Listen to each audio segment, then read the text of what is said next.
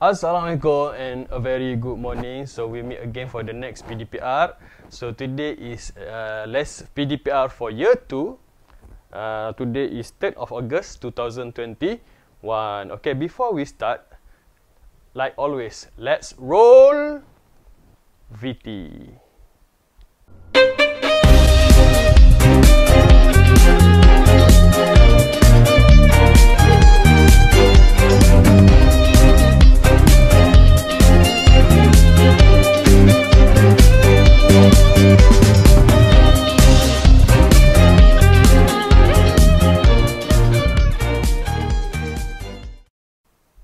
Thank you for waiting dan terima kasih juga kerana masih lagi bersama saya dalam PDPR kali ini dan terima kasih kerana menonton. Jadi dah lama kita tak jumpa. How are you guys? Harap-harap semuanya sihat. Dan jangan jadi macam saya yang semakin mengembang kerana hanya duduk di rumah dan makan saja. Okay guys, kenapa ada VT tu? Jadi sebenarnya VT-VT yang saya selalu mainkan adalah kerana merindukan anak-anak murid. Jadi melalui VT itulah kita dapat tengok kawan-kawan. Okay? Seperti yang dijanjikan, saya buat video kali ini kerana dengan menggunakan video mungkin lebih memudahkan pemahaman semualah. Okay, macam biasa, take out your textbook. Macam biasa, this is your textbook. Okay, before we proceed, I want you to understand several words. Sebelum kita sambung, saya ingin memperkenalkan beberapa perkataan baru. Okay, sebelum kita sambung. Okay, the first word is skeleton. Okay, the second word is skull, and the last one is bone. These words actually are related. Semua perkataan-perkataan ini ada berkait antara satu sama lain. Okay. Kita tengok perkataan yang paling bawah iaitu bone. Bone ialah tulang. Okey, tulang. Okay. Tulang manusia boleh jadi bone, tulang binatang pun bone, tulang ikan pun bone. Kalau banyak dia jadi bones. The second one is skeleton. Skeleton actually tulang juga, tapi ia hanya merujuk kepada kita punya tengkorak. Okay? Dalam bahasa Melayu ia yang adalah tengkorak.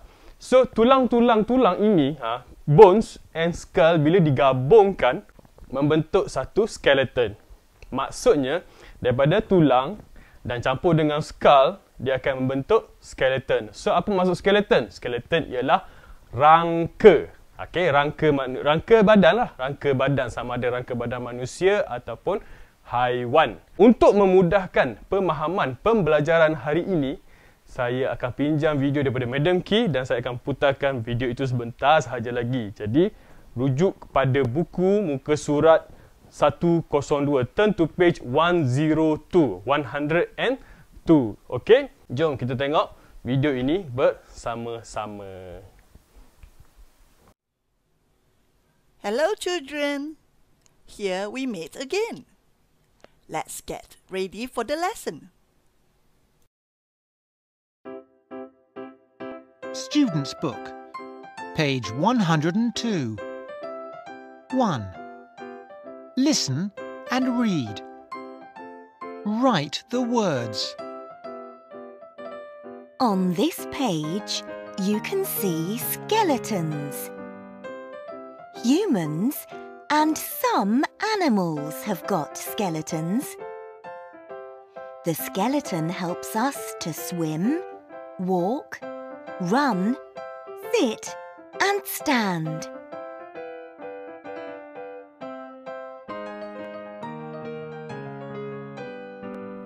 For activity 2, look at the skeleton and write the action.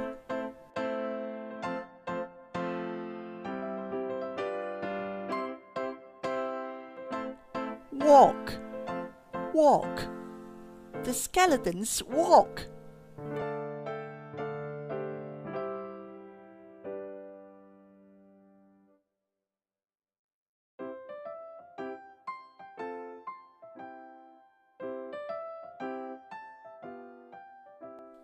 Run, run. The skeletons run.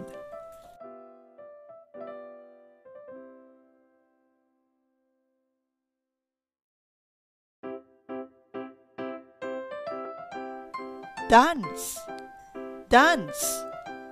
The skeletons dance.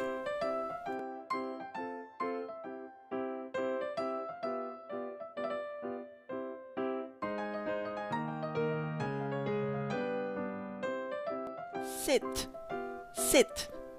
The skeletons sit.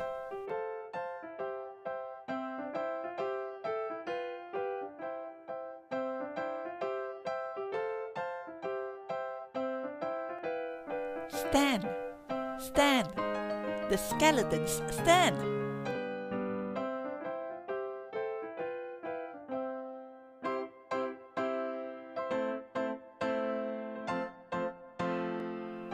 Crawl, crawl. The skeletons crawl.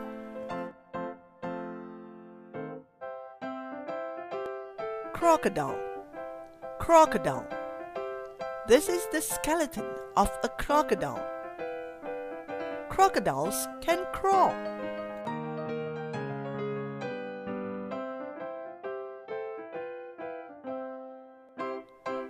Monkey, monkey.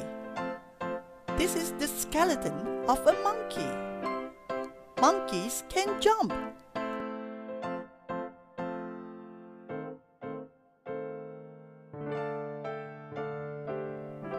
Giraffe, giraffe.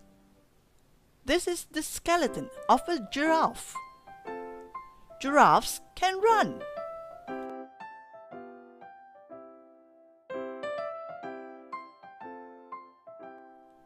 Frog, frog. This is the skeleton of a frog. Frogs can jump and swim.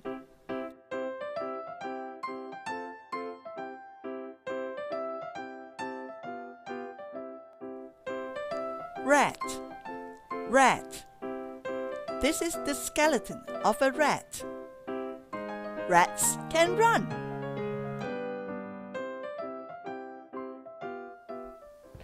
Okey, daripada video yang dimainkan, kita dapati bahawa every single life form ataupun setiap benda hidup di atas muka bumi ini kebanyakannya mempunyai rangka ataupun skeleton yang kita nampak lah. Okey, even ada juga benda hidup tapi tidak mempunyai tulang.